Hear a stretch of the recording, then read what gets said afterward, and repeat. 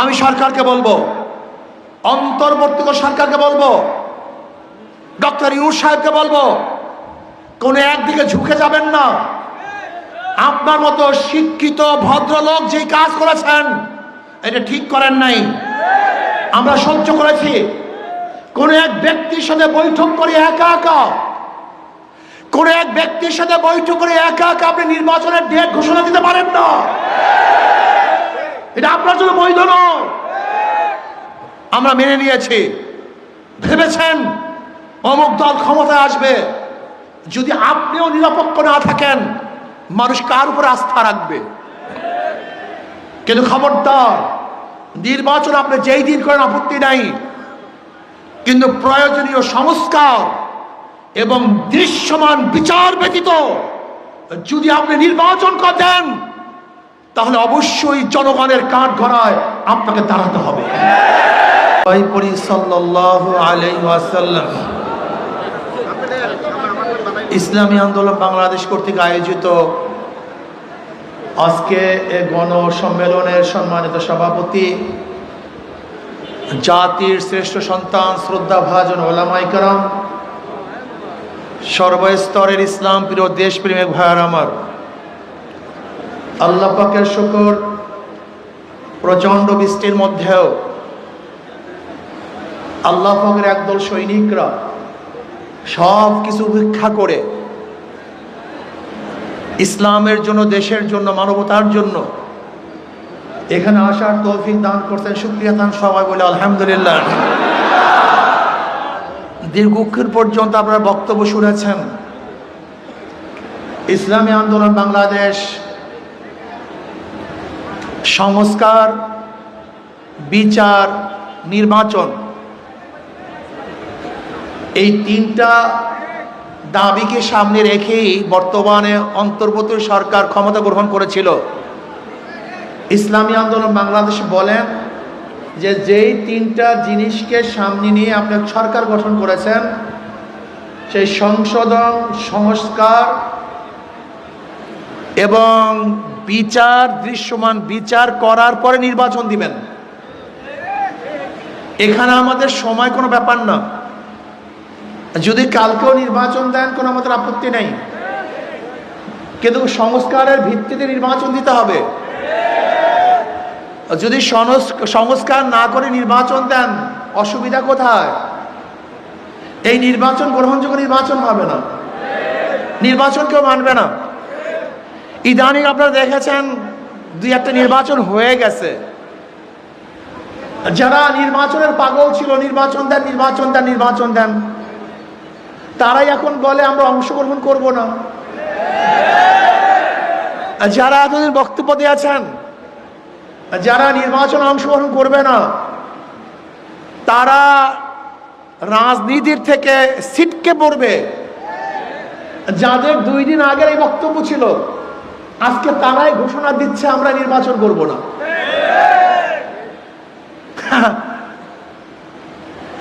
আমি আশ্চর্য হয়ে যাই বিএনপির অবস্থা দেখে। এই বরিশালের অনেক সাংবাদিক আমাকে প্রশ্ন করেছেন যে হুজুর, বিএনপির এত ভোট, এত বড় সংগঠন। আমি বললাম বিএনপির কোনো ভোট নাই, আপনার বিএনপির ভোট দেখলেন কোথায়? হুজুর এত ভোট। বলেন না, আসলে এই ভোট একসময় ছিল মুসলিম লীগের, তখন বিএনপির ভোট ছিল। ভোট ছিল কাদের? মুসলিম লীগের। মুসলিম লীগের পরে ভোট আসছে কাদের? আওয়ামী লীগের। আওয়ামী লীগের পরে ভোট আসছে কাদের? বিএনপির। বিএনপির পরে ভোট আসছে জাতীয় পার্টির। এরপরে জোটবদ্ধ ভোট, তার মানে ভোট পরিবর্তনশীল, এটা স্থায়ীকার ভোট নয়। ভোট মানুষ কেন দেয়? শান্তি পাওয়ার জন্য, মুক্তি পাওয়ার জন্য, উন্নয়নের জন্য, তার মেয়ের ইজ্জতকে রক্ষা করার জন্য, তার বাড়িকে রক্ষা করার জন্য, নিজের জীবনকে রক্ষা করার জন্য, দেশের উন্নয়নের জন্য। ডাকাতি, চুরি, গুন্ডামি, বদমাশের জন্য কেউ কাউকে ভোট দেয় না। স্বামীকে বেঁধে রেখে স্ত্রীকে ধর্ষণ করবেন, এর জন্য মানুষ কাউকে ভোট দেয় না। বগুড়ায় দেখেছেন, প্রস্তাব দিয়েছে বাবার কাছে আপনার মেয়েকে বিবাহ করতে চাই, বাবাই রাজি হয় নাই, মেয়ের সামনে বাবাকে হত্যা করে ফেলেছে। এই বিএনপি, অন্য কেউ না, বগুড়ায় ঘটনা। শুধু বিবাহের প্রস্তাবে রাজি না হওয়ার কারণে বাবাকে হত্যা করছে। এই বাবা হত্যা হবে এর জন্য কেউ কাউকে ভোট দেয় না। তজুমুদ্দিন এই ভোলায়, আপনাদের ভোলায়, আমাদের ভোলায় চাঁদা না দেওয়ার কারণে স্বামীকে বেঁধে রেখে সবার সামনে স্ত্রীকে গণধর্ষণ করেছে, এর জন্য মানুষ কাউকে ভোট দেয় না। ঢাকায় দেখেছেন চাঁদার জন্য আপুসের মধ্যে নিজেদের মধ্যে করুণ ধরে নিজের দলের লোকদেরকে পাথর মেরে সবার সামনে হত্যা করেছে। নিজের জীবনকে বিসর্জন করার জন্য কেউ কাউকে ভোট দেয় না। আপনারা দেখেছেন বিএনপি অফিস করছে, 1 বছর পরে ভাড়া চাওয়ার জন্য গেছে, শুধু ভাড়া চাওয়ার জন্য গেছে, এর জন্য মালিককে হত্যা করছে, এর জন্য মানুষকে ভোট দেয় না। হসপিটালে সিরিয়াল একটু আগে না পাওয়ার কারণে বিএনপির লোকজন ডাক্তারকে ঠেকিয়ে দিয়েছে, এর জন্য কেউ কাউকে ভোট দেয় না। সোহাগ পরিবারের সামনে, সোহাগ পরিবহনের সামনে, অফিসের সামনে সিগারেট পান করতেছিল,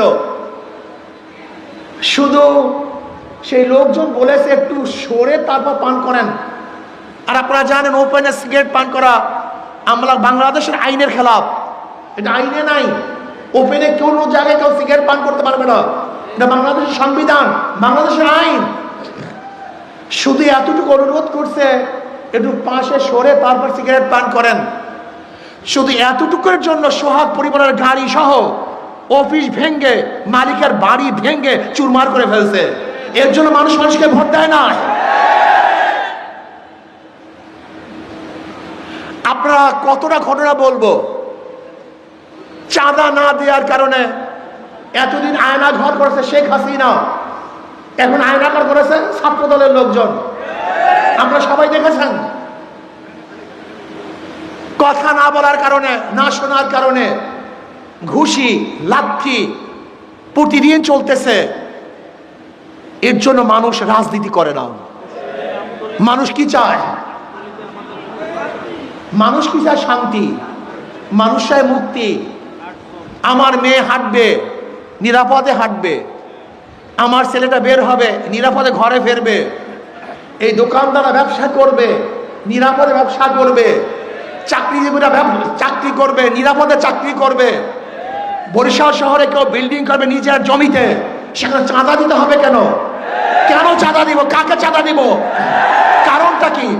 আমি আমার জমিতে ঘর করব, কেন চাঁদা দিব? আমি সরকারি লাইসেন্স নিয়ে গাড়ি চালাবো, ওই গুন্ডাদেরকে কেন আমি চাঁদা ব্যয় করবো? কারণটা কি? এমন কোন জায়গা নেই যেখানে চাঁদাবাজি নেই। এর জন্য মানুষ রাজনীতি করে। আপনারা দেখেছেন কাবিখা টিআরের বস্তায় বস্তায় চাল বিভিন্ন বিএনপি লিডারদের বাসা থেকে উদ্ধার করা হয়েছে, এর জন্য মানুষকে ভোট দেয় না। প্রিয় জনগণ ভাইয়েরা আমার, এখনো ক্ষমতায় যায় নাই বিএনপি, এখনো ক্ষমতায় যায় নাই। এরপরে তাদের অবস্থা এই, ভয় আছে যেতে পারি কি পারি না, যদি অপকর্ম করে মানুষ ভোট দিবে না। এই ভয়ে ভয়ে যে কাজগুলি করতেছে, যখন ভয় থাকবে না, যখন ক্ষমতা চলে যাবে, এই দেশটার অবস্থাটা কি হবে বলেন তো? এখনো ক্ষমতায় যেতে পারবে কি পারবে না, অপকর্ম করলে সেই ভয় আছে। তারপরও এই কাজ, যখন ক্ষমতা চলে যাবে এই দেশটাকে নরকে পরিণত করবে, জাহান্নামে পরিণত করবে। আমার জনগণ বন্ধুরা, আমার জনগণ বাবারা, আপনারা বারবার ভোট দিয়েছেন, 70-এ ভোট দিয়েছেন, 73-এ ভোট দিয়েছেন, এরপরে ভোট দিয়েছেন বারবার, বহুত ভোট আপনারা দিয়েছেন, কিন্তু ভাগ্যের পরিবর্তন দেখেন নাই, শান্তি পান নাই, জনগণের জানমালের ইজ্জতের রক্ষা হয় নাই। আবারও ভোট দিবেন, কাদেরকে ভোট দিবেন? দেখে শুনে বুঝে তারপর ভোট দিয়েন। আমরা চাই না এই দেশটাকে নরক করতে, আমরা চাই না এই দেশটাকে গুন্ডার দেশ বানাতে, আমরা চাই না দেশটা ধর্ষকদের দেশ হোক, আমরা চাই না দেশটা চাঁদাবাজের দেশ হোক, খুনিদের দেশ হোক, জালেমদের দেশ হোক। এইটা আমরা চাই না। আমরা চাই মানবতার দেশ, শান্তির দেশ, মুক্তির দেশ, যেখানে আমার গরিব বন্ধুরা না খেয়ে থাকবে না, বাংলাদেশের একজন জনগণ বস্ত্রহীন থাকবে না, আমার মা বোনরা ধর্ষিতা হবে না, কোন গরিবদের উপরে জুলুম অত্যাচার করা হবে না। মসজিদের মধ্যে ইমাম সাহেব বক্তব্য দিবে, কাউর উল্টা ফুলটা, কাউর বিরুদ্ধে বক্তব্য দিলেই ওই গলা টিপে ধরবে, এরকম আর সমাজ আমরা দেখতে চাই না। আজকে বিএনপি হাজারো জায়গায় আল্লাহর জিকির বন্ধ করে দিয়েছে। আল্লাহর জিকির বন্ধ করবে এরকম কোন লোক আমরা রাখতে চাই না। আমরা চাই স্বাধীনভাবে দেশের মানুষ বসবাস করবে, সবাই চলাফেরা করবে। আজকে বিএনপি যেই কাজ শুরু করছে, বিশ্বাস চরমনাইকে নিয়ে এসে মন্তব্য করছে, আমি মনে করি বাংলাদেশের প্রত্যেকটা মুসলমানদেরকে জাগ্রত হওয়া উচিত, মুমিনদেরকে জাগ্রত হওয়া উচিত, খাস করে বরিশালের প্রত্যেকটা মানুষের জাগ্রত হওয়া উচিত। এটা আপনাদের জন্য লজ্জা। আমাদের প্রতি কি স্লোগান দিয়েছে? নেশা খায়, মিথ্যা বলে, নেশা খায় পীর সাহেব চরমনাই, যাদের মাধ্যমে হাজারো গাঁজাখোর গাঁজা ছেড়ে দিয়েছে, হাজারো মদখোর মদের বোতল ভেঙে চুরমার করে ফেলেছে, হাজারো খারাপ লোকগুলি আল্লাহর ওলি হয়েছে। তাদের মধ্যে স্লোগান কি দেয়? মিথ্যা বলে, নেশা খায় পীর সাহেব চরমনাই। এ চরমনাই বাসী, বরিশাল বাসী, কখন নেশা খেলাম, কোন কথাটা মিথ্যা বললাম, ধরিয়ে দেন যে অমুক কথাটা মিথ্যা বলেছি। আমরা নাকি ভণ্ড, আমরা নাকি ভণ্ড, আমাদের নাকি এলেম খারাপ নেই, আমরা মূর্খ, আমরা কি চরের দল, কটূক্তি করে। আমি বারবার বলতেছি, আমি বিশ্বাস করি যারা আল্লাহর ওলিদের বিরুদ্ধে এই কটূক্তিমূলক বক্তব্য দিয়েছে, আল্লাহ পাক ছাড় দেন, ছেড়ে দেন না। গজবের অপেক্ষা থাকো, গজব আসতেছে, গজব আসতেছে। এই বরিশালে বসে বলেছিলাম, ওই জালেমদের পতন না দেখিয়েছেন আল্লাহ পাক, আমাকে মৃত্যু না দেন। আজকে বলবো যারা আলেম ওলামাদের বিরুদ্ধে আঙ্গুল তুলেছ, বক্তব্য দিয়েছ, আল্লাহ পাক রব্বুল আলামিন অবশ্যই অবশ্যই ওদেরকেও শাস্তি দেবেন, গজব ফলাবেন, ভালো কোনো সন্দেহ নাই।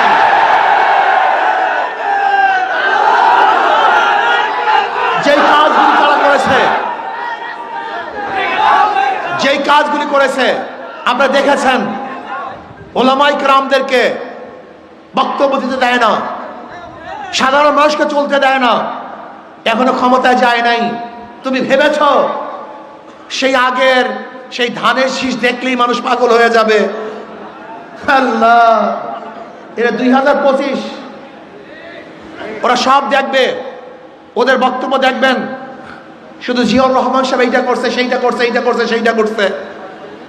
বুঝলাম জিয়াউর রহমান সাহেব এইটা করছে, সেইটা করছে। জিয়াউর রহমান সাহেবের আদর্শের কারণে এদেশে মানুষ সত্তার সাহেবকে ভোট দেয় নাই। সত্তার সাহেব কি করেছে? জিয়াউর রহমান সাহেব এইটা করেছে, সেইটা করেছে। খালেদা জিয়াকে 1991 সালে ভোট দেয় নাই। খালেদা জিয়া কি করেছে? জিয়াউর রহমান সাহেব এইটা করেছে, সেইটা করেছে। 2001-এ বিএনপিকে ক্ষমতায় নেয় নাই। 2001-এ কি করেছো সেইটা বলো। দেখবেন বিএনপির মধ্যে এরকম কোনো বক্তব্য নেই, আমরা এইটা করছি, সেইটা করছি, কোনো বক্তব্য নাই। শুধু জিয়াউর রহমান সাহেব এইটা করছে, সেইটা করছে। বলবেটা কি? এরা তো ক্ষমতায় গিয়ে দুর্নীতিতে 5 বার দেশকে চ্যাম্পিয়নশিপ করছে। এরা দুর্নীতিতে 5 বার চ্যাম্পিয়নশিপ করছে, বহুত কেস করছে। এদেশে মানুষ অতুষ্ট হয়ে তাদেরকে উৎখাত করার জন্য আন্দোলন সংগ্রাম করেছে। যাই হোক, আমি বরিশালের বাসীদেরকে বলবো, আমার বাবাদেরকে বলবো, গোটা বাংলাদেশের মানুষকে বলবো, পিআর সিস্টেমে নির্বাচন দেন। আজকে হোক কালকে হোক বিএনপি ওই দাবি করবে, কিন্তু সে সময় আসতে আছে। বিএনপির পায়ের নিচের মাটি তো আস্তে আস্তে সব ফসকিয়ে যাচ্ছে। বিএনপি আজকে হোক কালকে হোক পিআর সিস্টেমে নির্বাচন দাবি করবে। আর আমি বিশ্বাস করি সাংবাদিকরা লিখে রাখেন, ভুলবেন না, আজকে তারিখ দিয়ে লিখে রাখবেন। ইনশাআল্লাহ বাংলাদেশের যেই সেই জায়গায় যেখানে যেখানে ইসলামী দলের শক্তিশালী প্রার্থী থাকবে, প্রত্যেক জায়গায় ইসলামের বাহিরের শক্তি হারবে হারবে হারবে। যেখানে যেখানে যেই সিটগুলিতে ইসলামের পক্ষের শক্তিশালী ক্যান্ডিডেট থাকবে, বিপক্ষের ইসলামের বিরোধী সমস্ত শক্তিগুলি অবশ্যই হারবে। আগামী নির্বাচন দুই ভাগে ভাগ হয়ে যাবে, ইসলামের পক্ষের শক্তি, ইসলামের বিপক্ষের শক্তি, ভারতের পক্ষের শক্তি, ভারতের বিপক্ষের শক্তি। আগামী নির্বাচন হবে ইসলামের পক্ষে, ইসলামের বিপক্ষে, ভারতের পক্ষে, ভারতের বিপক্ষে। আর আগামী নির্বাচনে জিতবে কারা? যারা ইসলামের পক্ষে, ভারতের বিপক্ষে, তারাই জিতবে ইনশাআল্লাহ।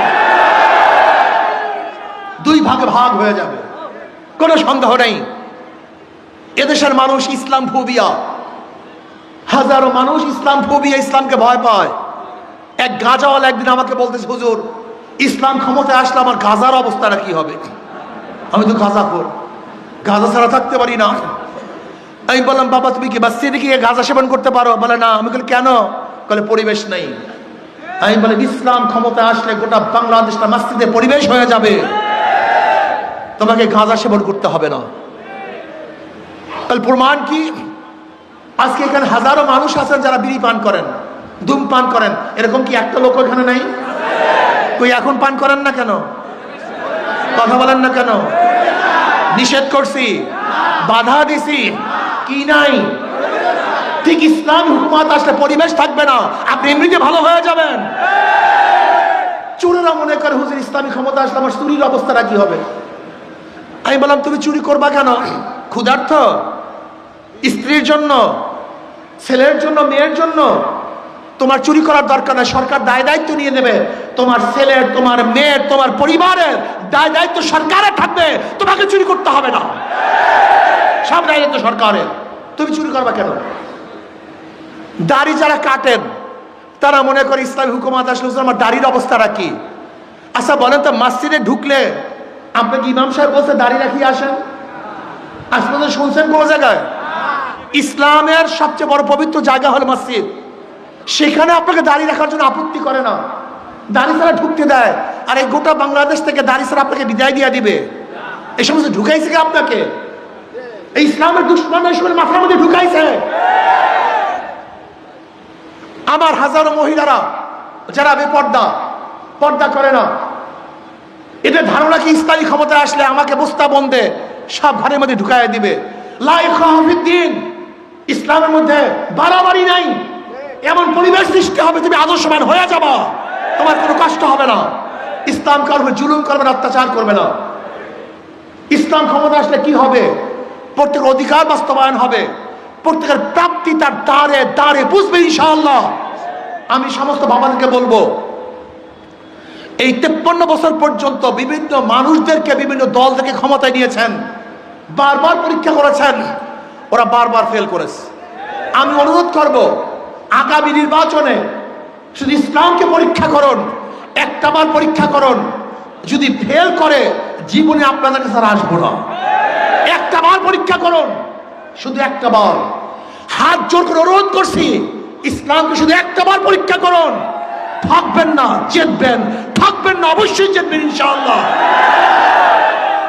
আর মুসলমানকে ইসলামকে পছন্দ করবেন না, মুসলমানকে ইসলামকে পছন্দ করবেন না।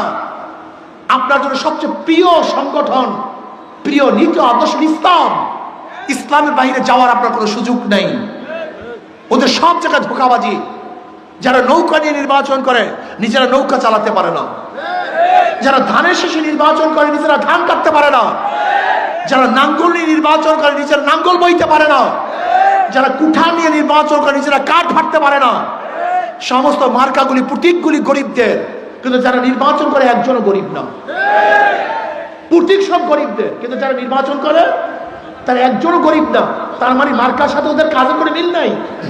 কিন্তু হাত পাখা এমন একটা প্রতীক, যে নির্বাচন করে সেও চালাতে পারে, যারা সমর্থন করে তারাও চালাতে পারে।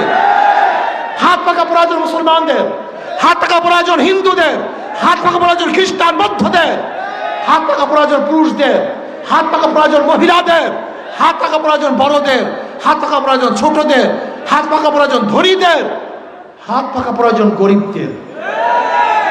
কেউ কাউর মার্কা নিয়ে ঘুমায় না, ঘুমের সময় কাউর মার্কা বুকের উপরে থাকে না, কিন্তু একটাই প্রতীক ঘুমের সময় কলিজার উপরে থাকে, সেই প্রতীকের নাম হাত পাখা। সব মার্কা দেখা শেষ, হাত পাখার বাংলাদেশ। সব মার্কা দেখা শেষ, হাত পাখার বাংলাদেশ। আমি বিশ্বাস করি হাত পাখা বিজয় হলে এই জাতি বিজয় হবে, হাত পাখা বিজয় হলে দেশ বিজয় হবে, হাত পাখা বিজয় হলে মুসলিম হিন্দু বৌদ্ধ খ্রিস্টান সবাই বিজয় হবে। আমি সরকারকে বলবো, অন্তর্বর্তীকালীন সরকারকে বলবো, ডক্টর ইউনূস সাহেবকে বলবো, কোন একদিকে ঝুঁকে যাবেন না। আপনার মতো শিক্ষিত ভদ্রলোক যে কাজ করেছেন এটা ঠিক করেন নাই, আমরা সহ্য করেছি। কোন এক ব্যক্তির সাথে বৈঠক করে একা একা, কোন এক ব্যক্তির সাথে বৈঠক করে একা একা আপনি নির্বাচনের ডেট ঘোষণা দিতে পারেন না, এটা আপনার জন্য বৈধ নয়। আমরা মেনে নিয়েছি। ভেবেছেন অমুক দল ক্ষমতায় আসবে, যদি আপনিও নিরপেক্ষ না থাকেন মানুষ কার উপর আস্থা রাখবে?